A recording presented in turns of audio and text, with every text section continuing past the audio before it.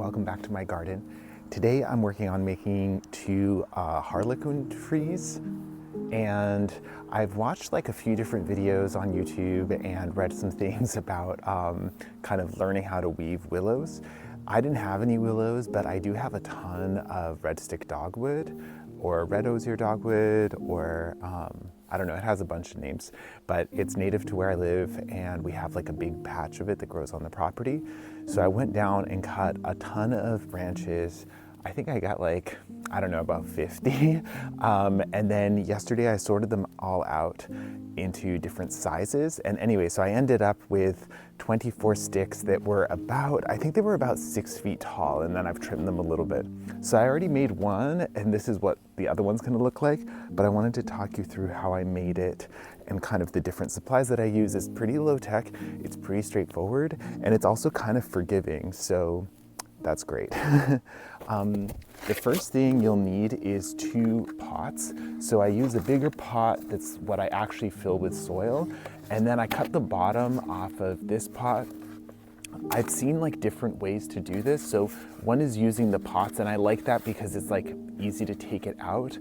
And basically the reason you do that, you still fill it all with soil, but it's when the branches are in, they kind of want to bow in and they need something that blocks them. So that's why you're using this. You could also use like a disc of like wood or even like a rock or something like that, but it means that you would leave it in there kind of forever. Whereas with this, I can cut it up and take it out after. So that's like the first thing you'll need. I have a bunch of soil here, and I used a mix that has like some of our compost that's not quite ready. So it has quite a few like wood chip looking things in it, but these guys really like that. I think they like a lot of organic material, and they like it to not dry out. Where they grow on the property, it's like almost like, not quite wetland, but it's like pretty wet this time of year. So it seems to be what they like. And then the other thing that I have is these little toggles, and I'll link, I think her name is Rachel Hutton. Anyway, I'll link the YouTube channel below because she did a tutorial on weaving this kind of like a willow harlequin tree, and she had this idea to make little toggles. So I just used pieces of wood, which is like from our apple trees that I pruned, and then just like hair ties. And you basically just loop it in. And the reason I love this is if you're using zip ties or even string, it's like a lot of tying and then you kind of untie it. Whereas with these, you just like loop them up, and you can actually move them up as you go too. So it's like, I don't know, just like the best idea. And then these are the canes that I have. So they're like, I don't know, the tallest one is maybe 6 feet, but I try to get a bunch of canes that were all like approximately the same thickness and length. So, and like pretty straight. I cut off all the lateral branches as well. There were some kind of near the top, and yeah, here we go. So to begin with, I'm going to just fill up the pot with compost.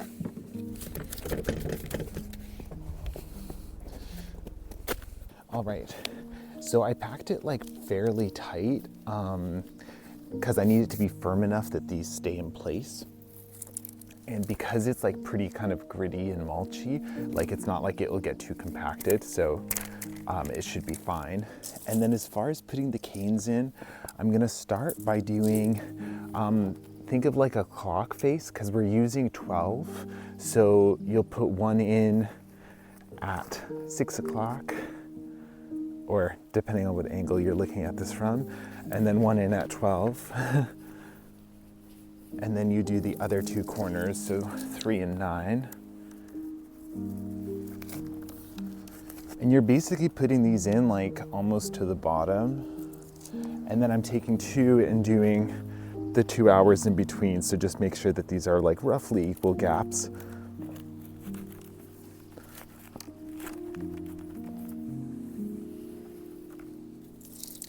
Don't worry too much about what the tops are doing.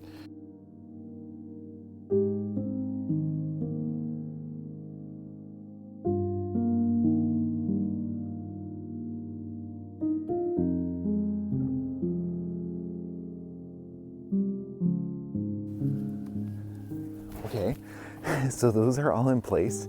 So now I'm just gonna collect all my little toggles, and I'll start working on weaving. Okay, so I'm good to go. I have my toggle. So for the toggle, you take your elastic and then loop it around and then through, and then pull that tight. And then that pretty much stays in place. So if I start with this cane,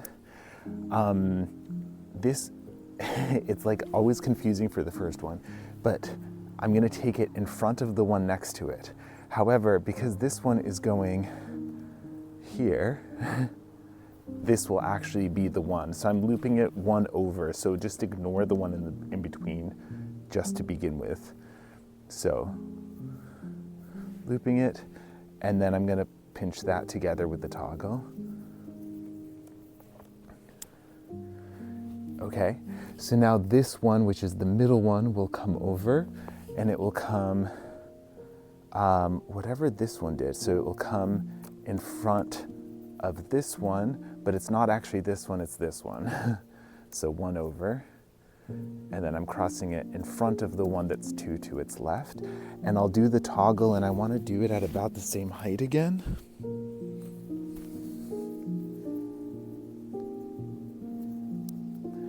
On the first one, I actually messed this up a little bit, and the good thing was that once I completed the circle, I could actually correct it, and it was like pretty easy to do. So, like I said, these things make it really forgiving.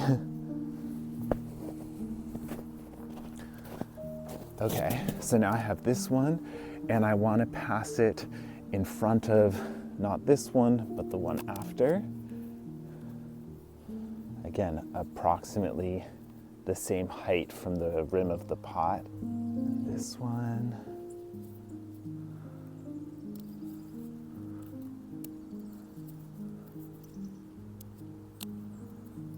And don't worry too much about the height, because again, with these toggles, you can actually push it up and down a little bit. So we'll adjust it once they're all in place. So this one goes behind that one, and then this one goes forward. And this is kind of what happened last time. So I need to fix this one. So like I want to take this one in front of, I don't know, one of these. So I'm gonna just undo this one. So instead, I want to pass this one over here. Over here.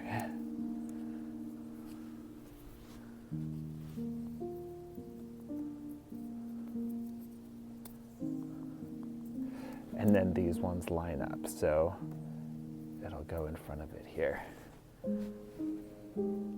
Yeah, so I think I must have messed up the first one, and I think I did the same thing both times. So I'll have to figure that out, but because it's like easy to correct it after, it like doesn't matter. So basically I have like all these X's and then all these X's here. So on the bottom X, it's left over right. And then, so here, the left one goes over the right one. And then on the next one up, that same left one now goes behind. So you know it's right if every one that you look at, it should go over and then under. And then it'll go over and then under. So if you see it go over twice or under twice, it means that there's like a mistake. So these are all like fairly even. I'll just play around a little bit. Like they do move a tiny bit. So again, don't sweat it. Eventually the tension of the sticks kind of weaving in and out of each other will be enough to hold it all in place. So pretty cool. Okay, so now I want to take it to the next level up. So I can just start with any of them. So I'll start with this one. And because this one has gone on top of this one, I know it needs to go behind this one now. So I'm just going to take that there and loop it. And now you'll see here that there's kind of like a diamond shape. I want each of the sides of the diamond to be roughly the same size. So I might bring that to like about there. And then I'll grab one of my toggles.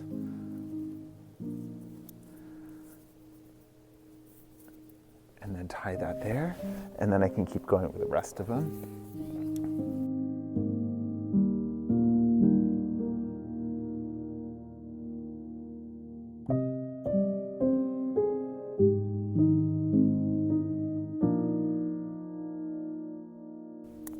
Sweet, so that's the next level done. So I'll just make sure that these are all fairly even looking diamonds. And then I also want to check that the sides are kind of coming straight-ish up. Like obviously up here, these are going to stick out until we weave them in, but just make sure that it's kind of forming upright and that it's not super lopsided. It doesn't help that I'm doing it on the snow and it's kind of like a little bit uneven. So it almost needs to go like a little bit like that. Okay, cool. So I'm just gonna keep going. So I'm just gonna go round and round.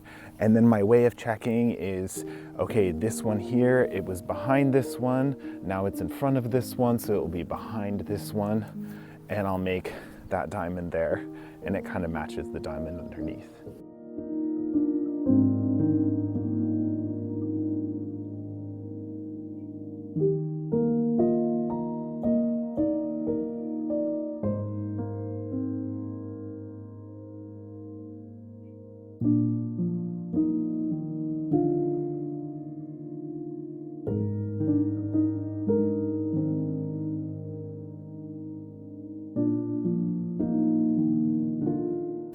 Okay, so I had made 24 toggles, I think, and I've used them all, and this is my favorite part because you can start taking the toggles off and it will all stay in place. They might shift like a tiny bit, so what I'm gonna do first is just kind of go through and make sure that these are all roughly level, getting those diamonds like as similar as possible. Let's see, there. Okay, and then I'm gonna start taking the toggles off from the bottom. So I'm gonna take this whole row off.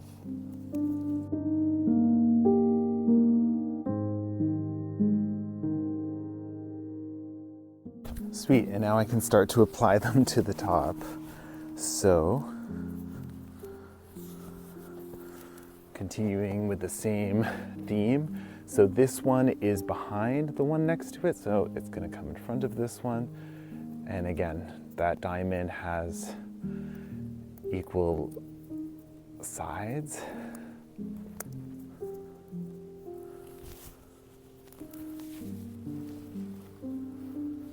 Sometimes as I get to the top, because the canes are thinner, I find like the toggles don't work as well, like they're a little too stretched. So if you have like thicker sticks, you can replace them with that and it works pretty well.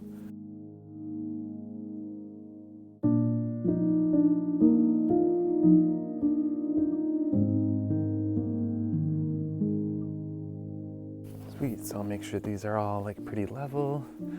And then I think I can do at least one more, but maybe two.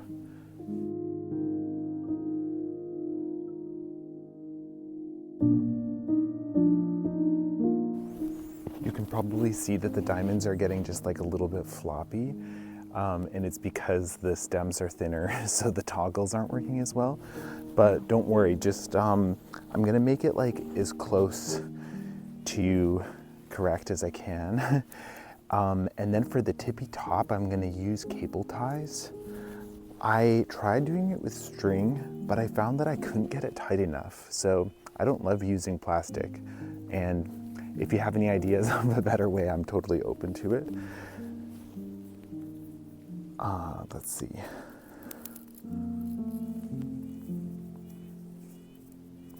Okay, so that's basically the top layer. Okay, so now I'm gonna use the cable ties and do the exact same thing. And I can be like a little bit more kind of rough with the whole thing to keep it in place, because eventually the toggles are gonna come away. So just kind of like hold it where you think it needs to be. And then these ones, I'm just gonna make really tight. So even these aren't gonna stay on for too long, so I don't have to worry about it like strangling the plant, because I'll take them off before that happens. But it's really important that the top stays in place so that the rest of it can be held together.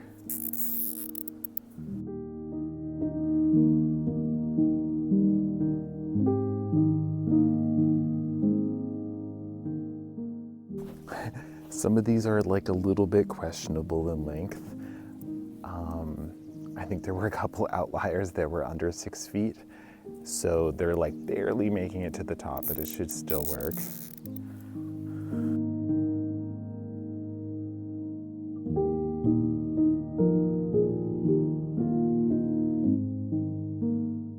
So I'm gonna take the toggles off, and then I'll see on the other one, I actually did a second layer of the cable ties here just to, I don't know, I was worried that it wouldn't be tight enough.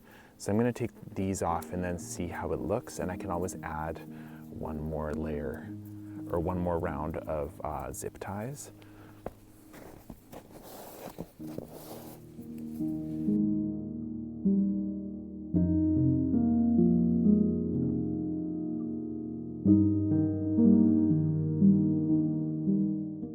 Okay, I am gonna add the zip ties because as I'm taking these out, I feel like it's like moving a little too much and I don't want it to. So, oh, I just found a mistake. So this one here, I don't know if it'll show up on the camera, hold on. So I'm not sure if it's visible from there, but this one is actually going on top of this one and this one and this one, and then it goes behind there. So that might be one of the reasons it's not super tight. So if I take this one out, and then I'm gently, okay, I'm gonna have to cut that so it won't be gently. This is like why I love the toggles, because I can't imagine having to cut every time there's a mistake, having to like cut or retie or something like that. So, okay, so what I'm gonna do to fix this is actually take it all the way out and then do it correctly, but I don't wanna break it. So I'm kind of gonna, I don't know, twist it. I'll see. So it's gonna go under this one, and then it's gonna go over the one next to it. And then it's gonna go under this one.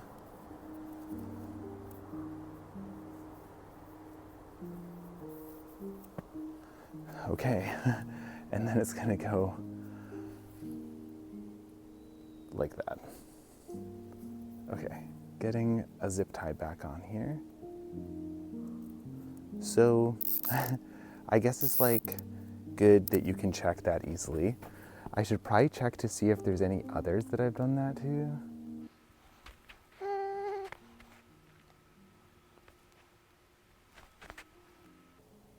Okay, it looks pretty good. So just making sure I didn't like move anything too much as I was trying to fix that other one. Okay, so I'm gonna do the layer of zip ties at this level, just so that there's two, so that it's like nice and secure.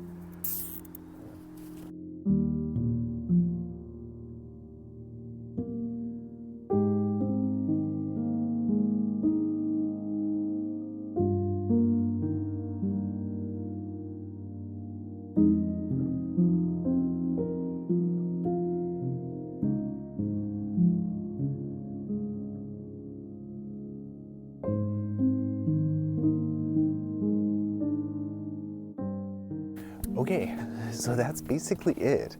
I love how these look. They look so good like right away. So I left 2 levels of zip tie ones at the top. I don't know if it's overkill. I think the top one probably would have just been enough, but anyway, I went for it anyway. So now I'm gonna go ahead and cut, and I just wanna make sure that these are cut to like about the same level. And this will now be like the height of this tree. So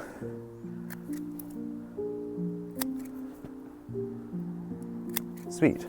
So basically that. So this will require a little bit of maintenance until it fully takes off. So I'm gonna do 2 different kinds of pruning. I'm gonna summer prune anything that grows off the sides here, and then winter prune anything that grows up from up here. And by doing that, I'll eventually restrict the shoots that are coming off the sides so that you can kind of appreciate the like trellisiness of the stem. Within a year, these are gonna start to fuse together.